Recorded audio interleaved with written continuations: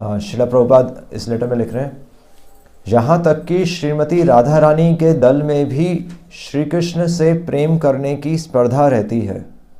यह एक प्रकार का रस है जिसमें श्री कृष्ण को केंद्र में रखते हुए प्रेम पूर्वक स्पर्धा होती है।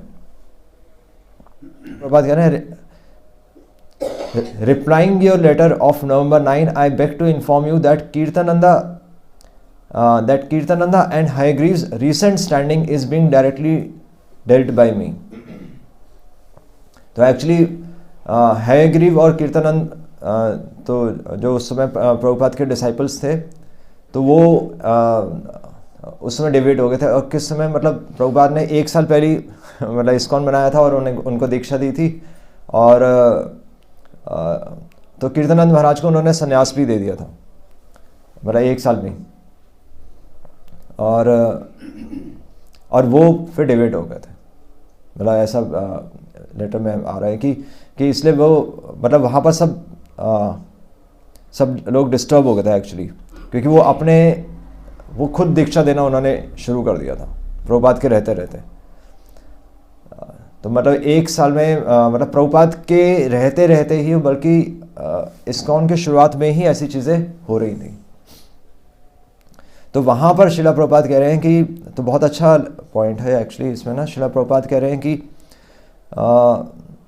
द होल एपिसोड, तो ये सब जो हुआ ऐसा क्यों हुआ, तो शिला प्रभुपाद कह रहे हैं this episode was generated by personal grudge, कि ये किसी व्यक्ति का मतलब ये हमारा आपसी मतभेद के कारण ऐसा हुआ है, पर्सनल ग्रज के कारण।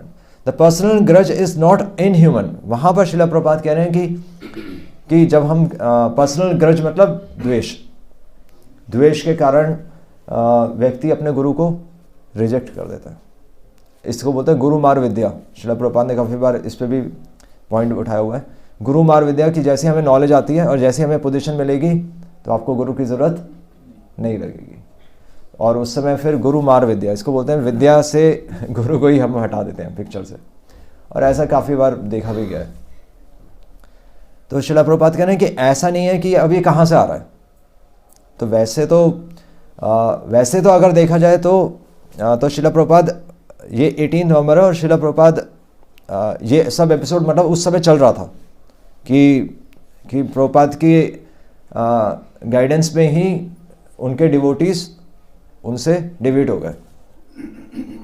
और 3 दिन पहले एक्चुअली शिला प्रभुपाद लिख रहे हैं कि 15 नवंबर का ये लेटर है, तो उसमें शिला प्रभुपाद लिख रहे हैं कि the Kirtanananda incident is certainly very unhappy. जो कीर्तनंद जो उनके जो डिसाइपल ने जो जैसा वो बिहेव कर रहे हैं, और जो प्रभुपाद से जो अलग हो गए हैं, जो मिशन से ही भगवान के मिशन से अलग हो गए हैं, प्रभुपाद कह रहे हैं वो बहुत अच्छा, वो दुखदायी है, that is certainly very unhappy.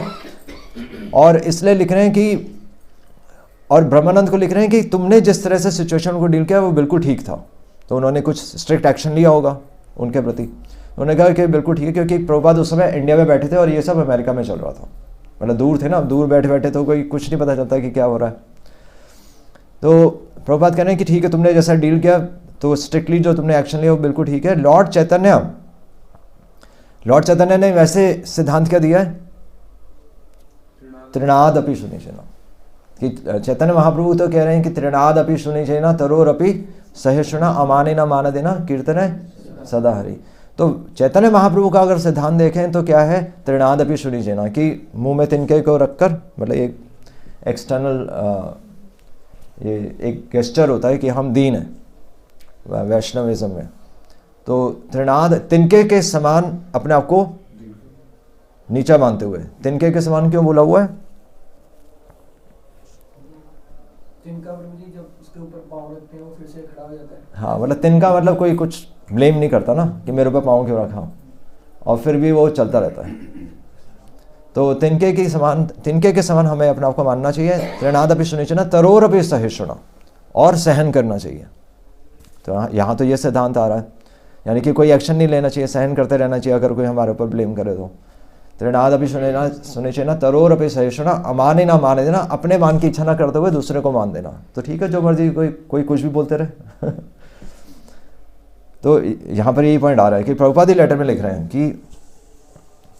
कि ऐसा है कि चैतन्य महाप्रभु ने सिद्धांत दिया है, बट द सेम ऑथर, वही चैतन्य महाप्रभु ने किया क्या? जब नित्यानंद प्रभु को जगाई मदाई ने पत्थर मारा तो चैतन्य महाप्रभु ने क्या किया? तो उसको दंड देने लगे। हाँ, तो चैतन्य महाप्रभु ने सुदर्शन चक्र का आह्वान कर लिया और उसको मारने के लिए दौड़े। तो वहां पर श्रील प्रभुपाद लिख रहे हैं कि आइडिया इज दैट कि अपने लिए one should be very meek and humble. अपने लिए हमें हमेशा तृणादपि सुनिचेना तरुरपि सहिष्णुना। पर अगर कोई किसी भक्त का कोई नुकसान कर रहा है या भगवान के मिशन का ही कोई नुकसान कर रहा है तो उसके लिए सुदर्शन चक्र का भी चैतन्य महाप्रभु ने आह्वान किया। But a slight insult to Krishna and his representative should be at once taken very seriously and appropriate measures should be taken। और उस पर कार्रवाई होनी चाहिए। ये बात ठीक है। सो प्रभुपाद कह रहे हैं कि तो ये सब तो ठीक है और so your action was quite right. तो तुमने जो डिसिप्लिनरी एक्शन लिया वो बिल्कुल ठीक था, but because we are in the public eyes, अब हम समाज की दृष्टि में भी हैं, तो फिर we have to act cautiously. तो फिर हमें थोड़ा सा देखकर भी चलना पड़ता है समाज की दृष्टि से, पर वैसे अपने आप में हमें स्ट्रिक्ट एक्शन लेना चाहिए। तो ये 3 दिन पहले श्रील प्रभुपाद कह रहे हैं और मतलब यहाँ पर स्ट्रिक्ट एक्शन लेने की बात हो रही है। अब 3 दिन बाद 18 नवंबर को श्रील प्रभुपाद लिख रहे हैं कि अब ये जो भी कुछ इंसिडेंट हुआ था ये द्वेष के कारण हुआ था, पर्सनल ग्रज के कारण हुआ था। और ऐसा भी नहीं है कि अब श्रील प्रभुपाद यहाँ पर इसलिए यहाँ पर लेकर आ रहे हैं कि पर्सनल ग्रज अल्टीमेटली द्वेष होना चाहिए, नहीं होना चाहिए? नहीं होना चाहिए। पर्सनल द्वेष नहीं होना चाहिए। फिर किससे द्वेष होना चाहिए? भक्ति की जो भगवान की प्रचार में गलत काम कर रहे हैं उनसे द्वेष तो होना चाहिए। हाँ, अगर कोई गलत काम करे, क्योंकि श्रील प्रभुपाद कह रहे हैं द्वेष आध्यात्मिक जगत में भी है। श्रील प्रभुपाद कह रहे हैं कि ये द्वेष कहाँ से आ रहा है? There is this personal grudge is not inhuman. ऐसा नहीं है कि ये कहीं मतलब ये होना ही नहीं चाहिए। As I have told you many times that individualism, कि अगर हम केवल अपने बारे में सोचेंगे, आत्म इंद्रिय प्रीति इच्छा, आत्म इंद्रिय प्रीति वांछा तारे बलि काम, अपने बारे में अगर हम सोचें तो वो काम वासना है। पर कृष्ण इंद्रिय प्रीति वांछा धरे प्रेम नाम, कि अगर कृष्ण की इंद्रियों के लिए अगर भगवान को द्वेष से सुख मिल रहा है तो वो आध्यात्मिक है, तो वो गलत नहीं है। और स्पिरिचुअल वर्ल्ड में श्रील प्रभुपाद यही लिख रहे हैं। अब ये कोटेशन आ रहा है कि यहाँ तक कि श्रीमती राधा रानी के दल में भी श्री कृष्ण से प्रेम करने की स्पर्धा रहती है। स्पर्धा यानी कि स्पिरिचुअल कंपटीशन रहता है। तो स्कंद पुराण में आ रहा है, स्कंद पुराण में आ रहा है कि करोड़ों गोपियों में से 16,000 गोपियां प्रमुख हैं और 16,000 गोपियों में से 108 गोपियां प्रमुख हैं और 108 गोपियों में से अष्ट गोपी, 8 गोपियां प्रमुख है और 8 गोपियों में से 2 गोपियां प्रमुख हैं। वो 2 गोपियां कौन सी हैं? श्रीमती राधा रानी और चंद्रावली। और इन दोनों में से भी प्रमुख कौन है? श्रीमती राधा रानी। तो यहां पर भी कंपटीशन चल रहा है। 2 गुटी हैं, एक्चुअली 2 पार्टीज हैं। राधा रानी की पार्टी यहां पे लिख रहे हैं ना, श्रीमती राधा रानी का दल, एक श्रीमती राधा रानी का दल है, एक चंद्रावली का दल है। और जब तो कैसे भगवान को आनंद कैसे मिलता है? जब दोनों में कंपटीशन होता है, एक सेवा ज्यादा करता है। हाँ, तो वहां पर आपस में द्वेष करके या अपने आप को मतलब दूसरे से स्पिरिचुअल कंपटीशन है ना। अगर कंपटीशन ना हो तो हम आराम से सोते रहेंगे। तो स्पिरिचुअल कंपटीशन है कि द्वेष को भी भगवान की सेवा में उन्होंने यूज किया है। तो ये कह रहे हैं कि इसलिए द्वेष करना गलत नहीं है, बट भगवान को आनंद मिलना चाहिए। यहां पर क्या है कि यहां पर आत्म इंद्रिय, हम अपने बारे में सोच रहे हैं इसलिए द्वेष गलत हो जाता है। अपने बारे में सोचकर इसलिए द्वेष गलत होता है ना। इसलिए कह रहे हैं कि इंडिविजुअलिज्म की is the cause of personal misunderstanding. हमारे यहां पर गलतफहमियां क्यों होती है? क्योंकि हम अपने बारे में सोचते रहते हैं। तो इसलिए यहां पर लिख रहे हैं कि there is competition of loving Krishna even in the party of Shrimati Radha Rani. और ये एक प्रकार का रस है, ये एक प्रकार का रस है कि एक्चुअली तो एक incident I think Lalit Madhav में आई थिंक आ रहा है, ललित माधव में आ रहा है क्या, पता नहीं कहाँ पर आ रहा है कि श्रील प्रभुपाद बता रहे थे कि भगवान कृष्ण के सामने चंद्रावली खड़ी हैं, और तो एक्चुअली मतलब उनके सामने चंद्रावली खड़ी हैं, और तो एकदम से पीछे कहीं मतलब छुपे हुए श्रीमती राधा रानी कहीं से झांकती हैं, और भगवान कृष्ण की नज़र एकदम से चंद्रावली को छोड़कर राधा रानी की तरफ जाती है। तो भगवान एक्चुअली राधा रानी को ही टॉप मोस्ट डिवोटी मानते हैं। पर कंपटीशन हमेशा रहता है, कंपटीशन हमेशा रहता है, और एक गुट हमेशा दूसरे गुट से एक दूसरे गुट पर हावी रहने का प्रयास करता है, पर अल्टीमेटली भगवान को आनंद देने के लिए, ये पॉइंट है। इसलिए आप देखेंगे कि बुक डिस्ट्रीब्यूशन भी अलग अलग एरियाज का, जैसे हम करते हैं ना, इस्कॉन में भी बुक डिस्ट्रीब्यूशन होता है, तो सब अपने स्कोर्स देते हैं। एक न्यूज़लेटर है तो उसमें सब अपने स्कोर्स भेजते हैं, तो सब अपने स्कोर्स भेजते हैं, तो हर कोई भगवान के नाम का प्रचार कर रहा है, और अपने स्कोर्स ऊपर रखना तो थोड़ा वो हो गया ना कि दूसरे को नीचे दिखाना। बट ये हेल्दी कंपटीशन है, क्योंकि दूसरे को उत्साह मिलता है कि मैं उससे ज़्यादा करूँगा। तो ऐसी स्पर्धा ठीक है, पर ऐसी स्पर्धा अगर जिसमें दूसरे का नुकसान हो रहा है, बल्कि भगवान और भगवान के भक्तों का अगर उनका नुकसान हो रहा है, भगवान के मिशन का ही नुकसान हो रहा है, और भगवान के भक्तों का निरादर हो रहा है, तो फिर सुदर्शन चक्र की ज़रूरत है। तो फिर सुदर्शन चक्र की ज़रूरत है। तो बहुत अच्छा एक्चुअली इसमें बहुत एक श्रील प्रभुपाद अब लिख रहे हैं कि अब ये कह रहे हैं, श्रील प्रभुपाद ये कह रहे हैं कि यहाँ पर तो इसी लेटर में एक्चुअली कह रहे हैं कि हाँ, कि अब हमें श्रील प्रभुपाद लिख रहे हैं कि ये प्रतिस्पर्धा तो सब जगह है, इसीलिए वी शैल देयरफॉर ट्राई, क्योंकि प्रतिस्पर्धा सब जगह है, और द्वेष आध्यात्मिक जगत में भी है। इसलिए हो सकता है कि इनका द्वेष अपने कुछ हो सकता है, इनको कोई मिसअंडरस्टैंडिंग हुई हो, कोई गलतफहमी हो। इसलिए श्रील प्रभुपाद वापस आ जाते हैं, और श्रील प्रभुपाद कहते हैं we shall therefore try to bring back Hayagriva and Kirtanananda to their senses. हम कोशिश करेंगे कि वो भक्ति में वापस आ जाए, है ना। श्रील प्रभुपाद ये कह रहे हैं, after all we must understand that we are dealing with persons affected by maya. क्योंकि हमें पता होना चाहिए कि हम सब कहाँ हैं, इस भौतिक संसार में, और हर कोई माया से प्रभावित होगा ही होगा, हो सकता नहीं, होगा ही होगा, होगा ही होगा। Every one of us is under the influence of external energy. आगे प्रभुपाद इस पॉइंट पे कि हम में से हर कोई माया के प्रभाव में है। The best way to get out of the clutches of maya, और एक ही तरीका है हम भगवान से, इस माया से कैसे बच सकते हैं, भगवान को सेंटर में रखिए। हाँ, तो भगवान प्रभुपाद वही लिख रहे हैं कि जब तक भगवान पिक्चर में रहेंगे तब तक हम माया से बचे रहेंगे। जब तक हम पिता के बारे में सोचते रहेंगे तो बच्चे आपस में लड़ाई नहीं करेंगे। यही होता है ना परिवार में पता होता है कि अगर भाई भाई लड़ाई करेगा तो पिता का नाम खराब होगा। वो तो चलो घर के अंदर चार दीवारी में जो मर्जी चलता है, बाहर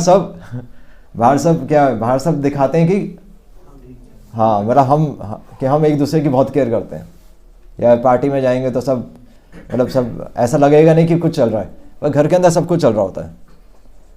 पर पिता का नाम बचाने के लिए भाई कर जाएगा, ये कंसेप्ट है।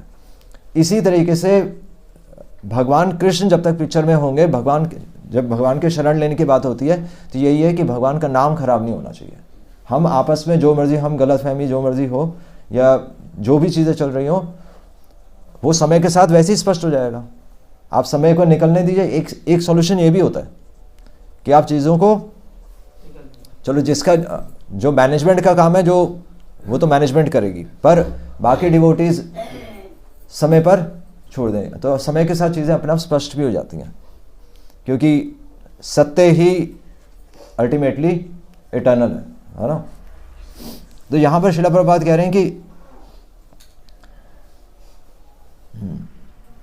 हाँ, तो श्रील प्रभुपाद कह रहे हैं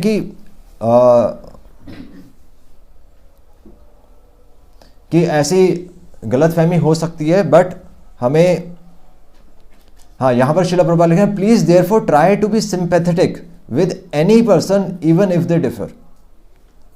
अब प्रभुपाद कह रहे हैं कि, अब प्रभुपाद ये कह रहे हैं कि मतलब अभी पिछले लेटर में प्रभुपाद कह रहे थे कि जहां जरूरत हो वहां पर सुदर्शन चक्र उठा लो। अब प्रभुपाद कह रहे हैं कि वी शुड बी सिंपैथेटिक और हमें करुणा होनी चाहिए।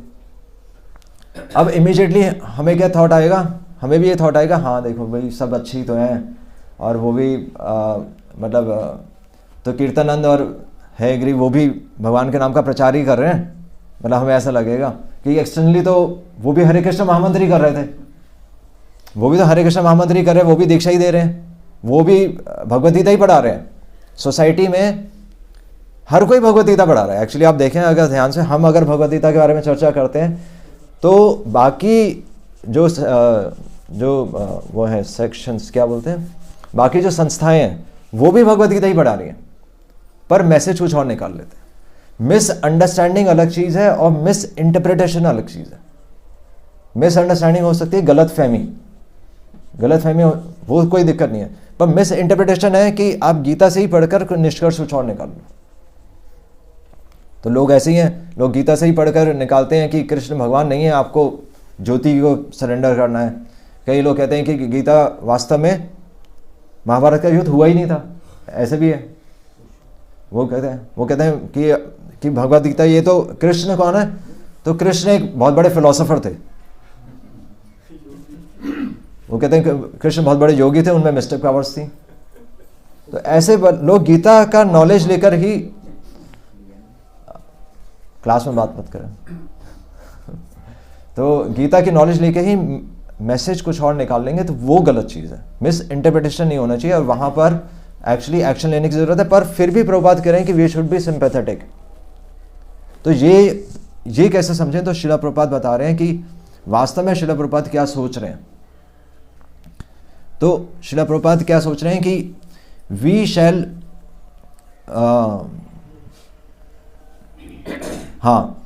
कि शिला प्रभुपाद लिख रहे हैं 23 नवंबर के लेटर में उमापति को। 23 नवंबर यानी कि अभी 18 नवंबर था, पहले 15 नवंबर को प्रभुपाद ने बोला कि सुदर्शन चक्र उठा लो, ठीक है, अगर कोई किसी भक्त के प्रति कुछ बोले तो। फिर 18 नवंबर को कह रहे हैं कि देखो भाई कीर्तनानंद हैग्रीव वो भटक गए हैं और उनके प्रति करुणा होनी चाहिए। तो दोनों अलग अलग इंस्ट्रक्शंस हैं। और तीसरा, अब यहाँ पर 23 नवंबर में प्रभुपाद समझा रहे हैं कि मैं क्या सोच रहा हूँ। तो शिला प्रभुपाद क्या बता रहे हैं कि देखो कि शिला प्रभुपाद लिख रहे हैं,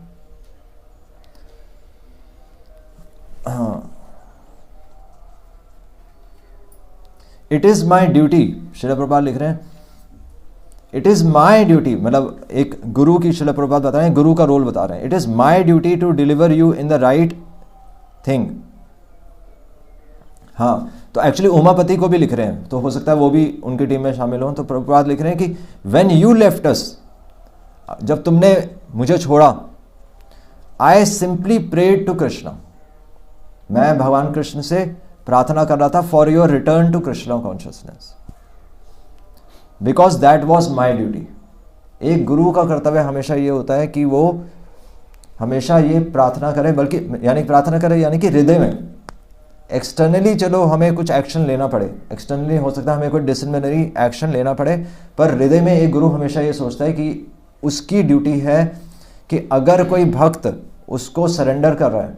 श्रील प्रभुपाद लिख रहे हैं, any good soul who approaches me, any good soul यानी कि उसके अंदर कपट नहीं होना चाहिए, यानी कि पिता के बारे में वो सोच रहा है। गुड सोल यही है ना कि वो पिता के बारे में सोच रहा है, यानी कि पिता का नाम खराब नहीं कर रहा। एनी गुड सोल, तो लिख रहे हैं कि any good soul who approaches me once, अगर कोई एक बार भी मेरे को अप्रोच करता है फॉर स्पिरिचुअल एनलाइटमेंट, अगर अपनी आध्यात्मिक उन्नति के लिए मेरे पास आया है वो व्यक्ति, it is my responsibility to get him back to Krishna. तो प्रभुपाद कह रहे हैं कि मेरी जिम्मेदारी है कि मैं उसे भगवान के धाम लेके जाऊं। और कैसे लेके जाऊं, तो श्रील प्रभुपाद ये कह रहे हैं कि the disciple may misunderstand a bona fide spiritual master. एक शिष्य हो सकता है कि वो गलत समझे अपने गुरु को। The disciple may misunderstand a bona fide spiritual master being obliged to do so under pressure of maya's influence. माया का प्रभाव किसी पे भी पड़ सकता है, माया किसी को भी भ्रमित कर सकती है। But a bona fide spiritual master never lets go a devotee once accepted. पर एक गुरु कभी भी अपने डिसाइपल को छोड़ेगा नहीं। वो कैसे नहीं छोड़ेगा? हाँ, हृदय में प्रे करके। अब प्रभुपाद यही लिख रहे हैं, इसलिए प्रभुपाद लिख रहे हैं we shall silently pray for them. बहुत अच्छा पॉइंट है श्रील प्रभुपाद। इसलिए ब्राह्मण का एक गुण क्या होता है? मतलब अर्जुन भी करुणा कर रहा था, है ना, युद्ध के मैदान में अर्जुन भी करुणा कर रहा था ना। और सोसाइटी में लोग भी कंपैशन दिखाते हैं कि देखो सब अच्छे हैं, वो भी तो प्रयास कर रहा है। पर वो करुणा कहाँ से आ रही है? जो सोसाइटी में हम करुणा दिखाते हैं वो करुणा सोसाइटी के लेवल पर आती है, वो करुणा बॉडीली प्लेटफॉर्म पे आती है, वो करुणा शरीर के प्लेटफॉर्म पे आती है, क्योंकि भगवान का नाम खराब हो रहा है। ईश्वरीय करुणा क्या है? ईश्वरीय करुणा है कि भगवान, अगर कोई भगवान का नाम खराब कर रहा है तो महाभारत का युद्ध होना चाहिए। सोसाइटी किस प्लेटफॉर्म पे चलती है कि देखो सब अच्छे हैं, जैसे अर्जुन पहले सोच रहा था। हाँ, सोसाइटी मतलब अर्जुन जैसे एनैक्ट कर रहा था, सोच नहीं, मतलब वो तो एक लीला में वो रोल प्ले कर रहा था ना। तो सोसाइटी में जो लोग करुणा दिखाते हैं, जो कंपैशन दिखाते हैं, वो क्यों दिखा रहे हैं? वो कह रहे हैं कि सब लोग अच्छे हैं। एक्चुअली वो ये नहीं कह रहे सब लोग अच्छे हैं, वो कह रहे हैं कि मैं अच्छा हूं। वो खुद कह रहा है कि मैं अच्छा हूं क्योंकि मैं किसी को बुरा कह ही नहीं रहा। पर अगर कोई व्यक्ति पिता का नाम खराब कर रहा है तो युद्ध हुआ है, क्योंकि भगवान की इच्छा, धर्म का नुकसान हुआ ना। क्या आ रहा है? यदा यदा ही धर्मस्य ग्लानिर्भवति भारत अभ्युत्थानम् अधर्मस्य तदात्मानं सृजाम्यहम्। तो जहां पर अधर्म बढ़ेगा वहां पर भगवान करें कि वहां पर मैं अवतार लूंगा, वहां पर मैं खुद आऊंगा। तो भगवान क्यों कह रहे हैं अगर सब अच्छे हैं तो फिर ये श्लोक ही गलत है। और इसीलिए एक्चुअली तो भागवतम में भी कौन सा श्लोक है? मतलब ये समझ में आ गया, गॉडली कॉन्शियसनेस और सोसाइटी कॉन्शियसनेस में फर्क है। गॉडली कॉन्शियसनेस में है कि भगवान का नाम खराब हो, और सोसाइटी की कॉन्शियसनेस में है कि सब अच्छे हैं। वो जो सोसाइटी की कॉन्शियसनेस बॉडीली कॉन्शियसनेस है, भगवद गीता की कॉन्शियसनेस गॉडली कॉन्शियसनेस है, इसलिए युद्ध हुआ है। पर तो वास्तव में हमारे लिए क्या युद्ध है? अब ऐसा तो है नहीं कि हम सुदर्शन चक्र उठा लें, तो हमारे लिए क्या युद्ध है? तो भागवतम बताती है, ईश्वरे तद अधीनेषु बालिशेषु, क्या श्लोक है? ईश्वरे तद अधीनेषु, चार चीजें हैं। ईश्वरे तद अधीनेषु बालिशेषु दुष्यत्सु च। क्या करना है? सेकंड लाइन कौन बताएगा? चलो गुड। और किसी को नहीं आता? ये प्रैक्टिकल चीज़ है ना, ये तो हमें करनी है। ये चीज़ तो आपको सोसाइटी में करनी है, क्योंकि ये हमारा विजन है। अभी हम ये डेफिनेशन मध्यम अधिकारी की है। कनिष्ठ अधिकारी तो चलो हम सब हैं ही, बट विजन तो हमारी नेक्स्ट लेवल पे होनी चाहिए ना। तो हमारी विजन क्या है? प्रेम, मैत्री, कृपा, उपेक्षा। तो प्रेम किससे? ईश्वरे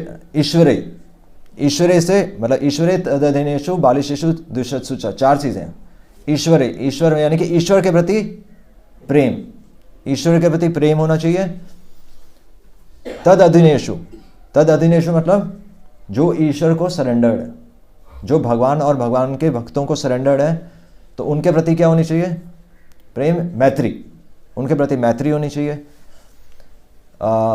ईश्वरे तद अधीनेषु बालिशेषु जो बालक है, ऐसे यहाँ कर सकते हैं। तो बालक है, बालक का क्या मतलब है? हाँ, जो नया है या फिर जो अज्ञानी है। उसके प्रति क्या होनी चाहिए? कृपा। आप उनको नॉलेज दे दो। पर जो बालक है, जो अंदर से कुछ और सोच रहा है, बाहर कुछ और दिख रहा है, वो बालक नहीं है। ईश्वरे तददिनेषु बालिशेषु द्विषत्सु। द्विषत्सु कौन है? हाँ, जो द्वेष करता है। तो भागवतम ही कह रही है कि जो द्वेष करता है। तो ये कौन से प्लेटफॉर्म पे? बॉडीली प्लेटफॉर्म पे द्वेष कर रहा है, जो सोसाइटी के में चल रहा है। तो जो द्वेष कर रहा है उसके प्रति क्या करना चाहिए? प्रेम, मैत्री, कृपा, उपेक्षा। आप उसको छोड़ दो, वो समय के साथ फिर अपने आप समझ जाएगा। मतलब हम सोसाइटी में अब वो हम खुद क्या कह सकते हैं, हम खुद एग्जीक्यूट नहीं कर सकते ना, क्योंकि हम राजा की पोजीशन में नहीं है। तो चलो आजकल चीज़ें मतलब ऐसा हम ओपनली बोल भी नहीं सकते, बट समय सब चीज़ें स्पष्ट ऑटोमेटिकली कर देता है। थोड़ा सा समय निकलने की बात है।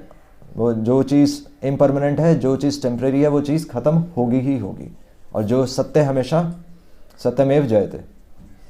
फॉर एग्जांपल दुख आना है, फिर चले जाना, फिर सुख आना, चले जाना। हाँ, वो तो साइकिल है। तो टेम्परेरी है वो भी। हाँ, वो टेम्परेरी है, पर जो भी टेम्परेरी चीज़ें हैं वो तो ख़त्म होंगी। भगवान का नाम हमेशा परमानेंट रहेगा। भगवद गीता शास्त्र, इसीलिए गुरु, शास्त्र और साधु का सिद्धांत है। अगर इसलिए गुरु, साधु और शास्त्र यानी कि तीनों एक ही डायरेक्शन में चलेंगे हमेशा,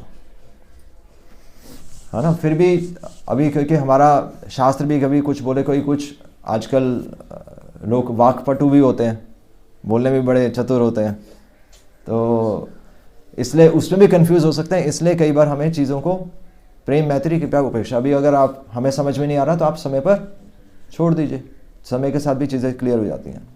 इसलिए श्रील प्रभुपाद कह रहे हैं कि अल्टीमेटली एक ब्राह्मण का गुण होता है कारुण्य तितिक्ष। कारुण्य मतलब करुणा करता है, और वो वास्तव में करुणा क्या है? We shall silently pray for them to Krishna. कि अल्टीमेटली वो द्वेष कर रहा है, हम थोड़ी द्वेष कर रहे हैं। तो हमें उनके लिए हृदय से प्रार्थना करनी चाहिए कि भगवान उन्हें सद्बुद्धि दे। We shall silently pray for them to Krishna and, Prabhupada लिख रहे हैं, and shed tears for them. और बल्कि आंसू ही आने चाहिए कि वो भगवान के मार्ग से भटक गए। और एक्चुअली प्रभुपाद एक स्टेप और ऊपर जा रहे हैं। प्रभुपाद कह रहे हैं कि we shall silently pray for them, shed tears for them. उनके लिए आंसू भी बहाने चाहिए। और आंसू क्यों बहाने चाहिए? क्योंकि वो गलत नरक में ना चले जाए, या कहीं गलत बात। प्रभुपाद जो सोच रहे हैं वो हम नहीं सोच सकते। उनका पतन ना हो जाए। प्रभुपाद सीधा एक लेवल नेक्स्ट पे लेकर जा रहे हैं। प्रभुपाद कह रहे हैं कि and shed tears for them for our inability to save them, क्योंकि हम उन्हें बचा नहीं पाए। मतलब हमारी इतनी योग्यता नहीं थी कि हम उन्हें बचा पाए। सही बात है। मतलब ये प्रभुपाद सोच रहे हैं। ये होता है महाभारत। तो इसलिए प्रभुपाद ने let us honestly pray and go ahead with Krishna consciousness. इसलिए हमें भगवान का नाम का प्रचार करते रहना चाहिए और साइलेंटली हमें उनके लिए प्रे करते रहना चाहिए। बट मतलब हृदय से, हमारे हृदय में तो ये चीज़ स्पष्ट होनी चाहिए कि सभी का सर्वे भवन्तु सुखिनः, सर्वे भवन्तु सुखिनः, सर्वे सन्तु निरामयाः, सर्वे भद्राणि पश्यन्तु माँ कश्चित् दुःख भाग् भवेत्। अरे वहाँ आश्रम में भी हमने कोटेशन लगा रखे ना, देखिए नहीं। तो इसलिए ये एटीट्यूड बहुत अच्छा है। नहीं मतलब ये हमारे शास्त्र कितना अच्छा। और प्रभुपाद लेटर्स में, प्रभुपाद अपने लेटर्स में ये सब चीज़ें बता रहे हैं। इसमें श्लोक है जो प्रभुपाद जो अपने जीवन में करके दिखा रहे हैं, वो वास्तव में श्लोक है। और प्रभुपाद वैसा जीवन जी के दिखा रहे हैं। और ऐसा जीवन हम जिएंगे तो फिर दूसरे का भी कल्याण होगा और अपना भी कल्याण होगा, क्योंकि हमारे अंदर द्वेष नहीं आएगा। सबसे इंपॉर्टेंट चीज़ क्या है? सबसे इंपॉर्टेंट चीज़ है भक्ति में कि खुद को बचाना, है ना। और खुद को कैसे बचाएंगे?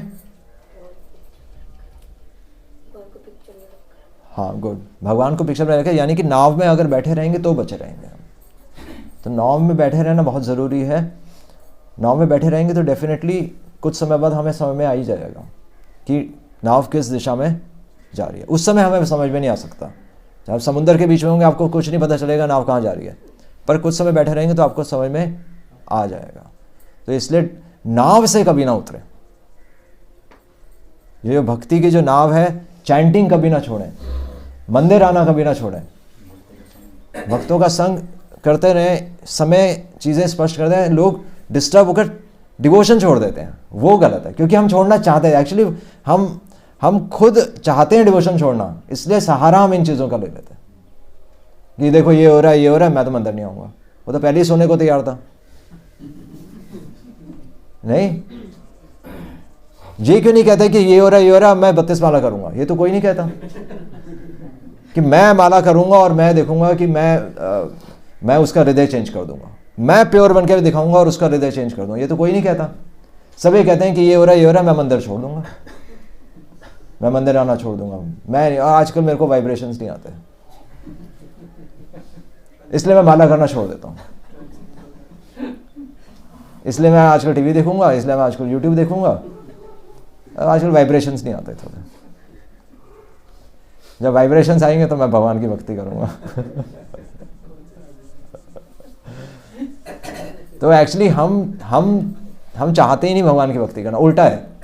हम सोच रहे हैं वो द्वेष कर रहा है, वो द्वेष कर रहा है, एक्चुअली हम द्वेष कर रहे हैं। यहां तक आना है। मतलब अभी तो हमें वो नजर आ रहा है ना, धीरे धीरे ये चारों चीजें हमें अपने अंदर ही नजर आएंगी।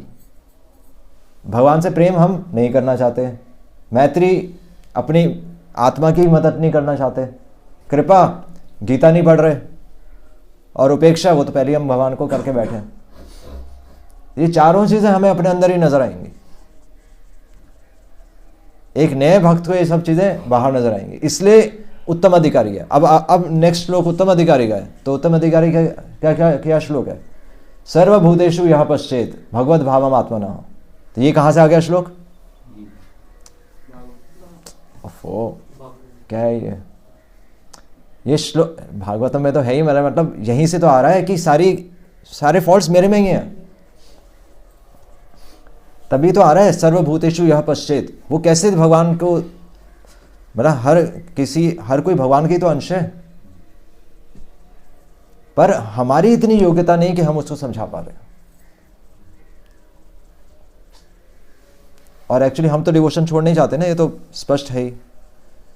तो ये बहुत अच्छा मैसेज है कि we shall silently pray for them. उनके लिए भी प्रे कर रहे हैं।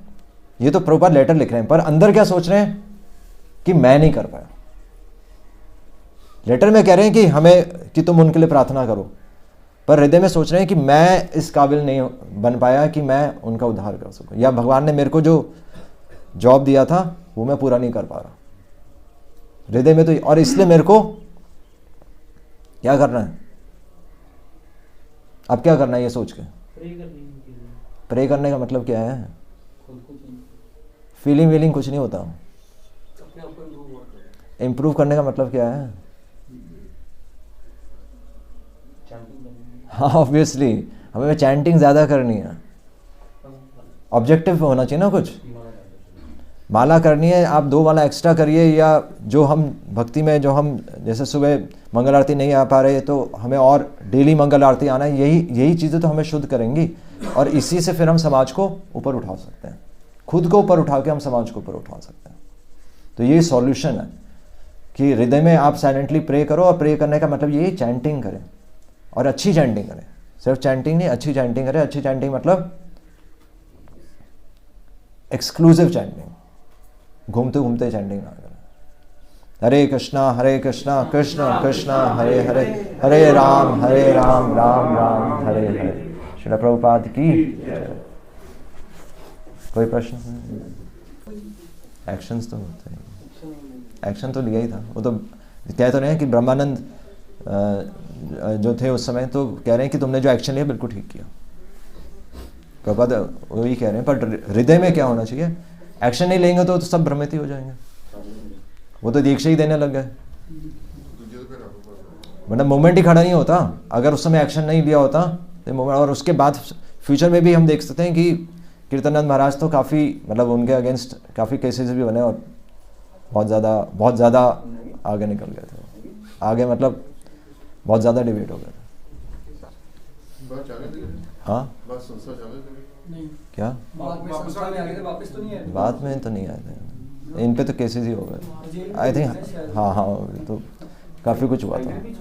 हाँ हाईग्रीव का हम एग्जैक्टली मेरे को उनका पूरा नहीं पता, उस समय तो छोड़ा ही था, लिख ही रहे।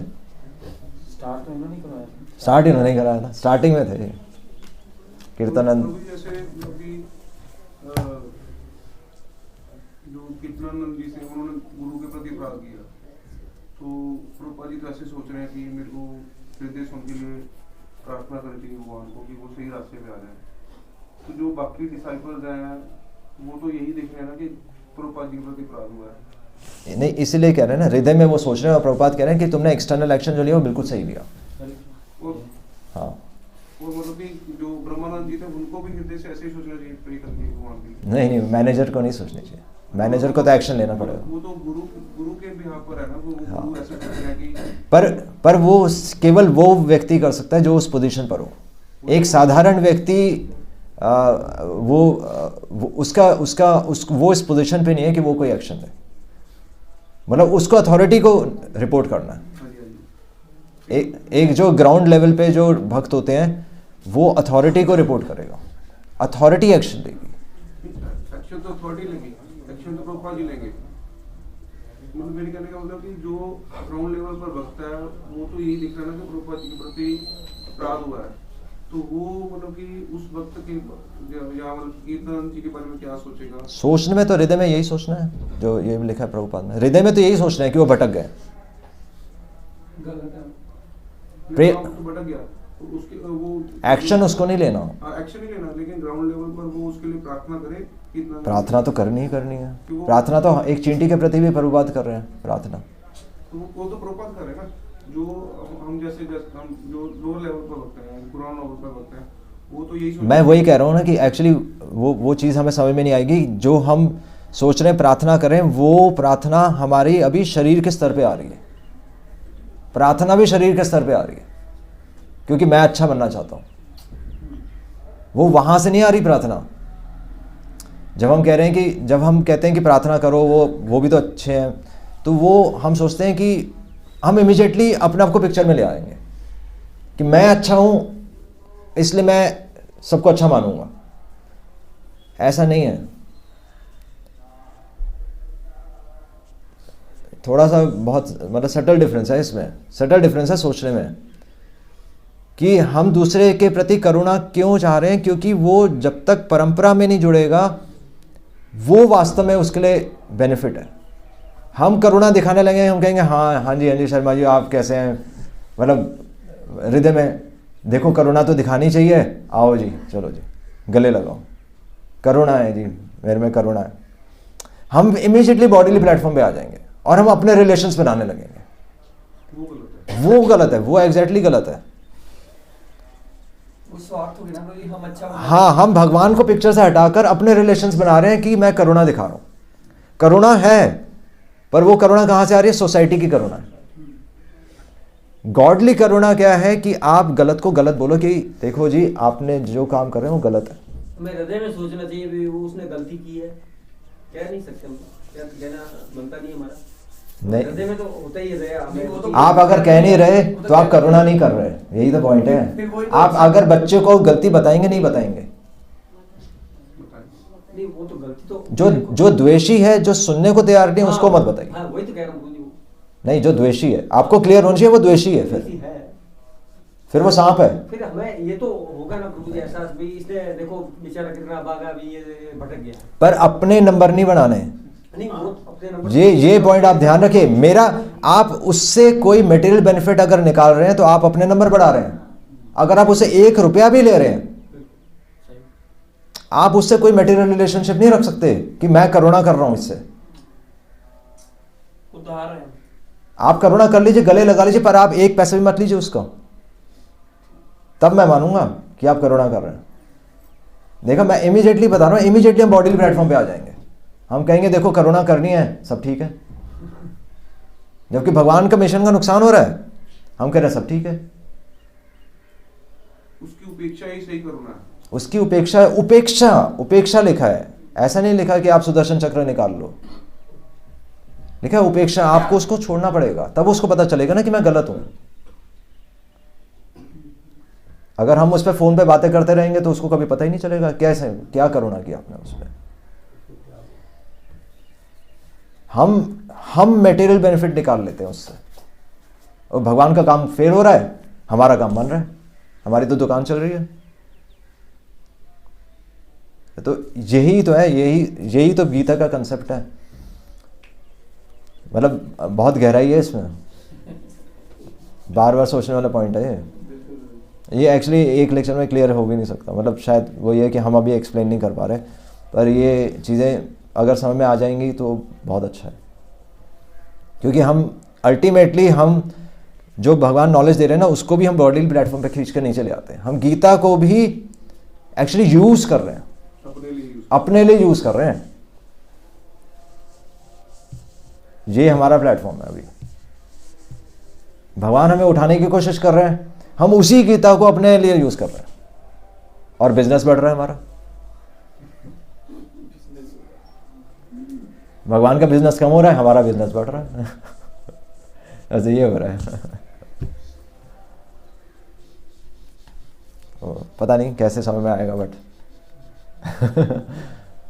मुश्किल ही है। इसलिए समय देना होता है इन सब चीज़ों में ना, इसलिए गहराई है इन चीज़ों में। सिर्फ श्लोक पढ़ने से नहीं होता है।